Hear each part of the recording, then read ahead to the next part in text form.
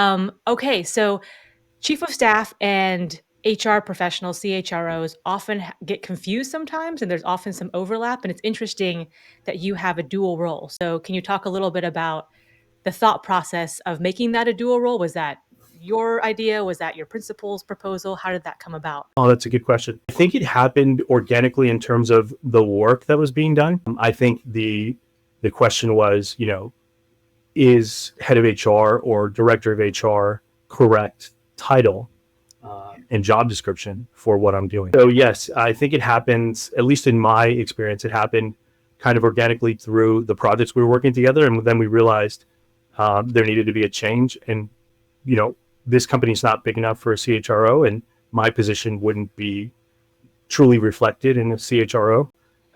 But what did make sense is that chief of staff, somebody who works with all the different members, in the departments my principal oversees. And then on top of that, I still manage all of HR. So I still oversee all of that. And there's a benefit to having, at least for me, and I think for a lot of others that I've spoken to that have similar positions, there's a benefit to having this dual nature position where you can leverage the potency of each position towards the company's objectives and goals. And I think for me, when you think about the streamlined communication that you can have, or when you think about, how you can kind of align the company's HR to strategic goals, that chief of staff, head of HR makes sense. When you think of like maybe more of a holistic approach where you're taking into consideration the employees, but then also not forgetting the strategic objectives of the company, that's where you might have a benefit in these two roles together.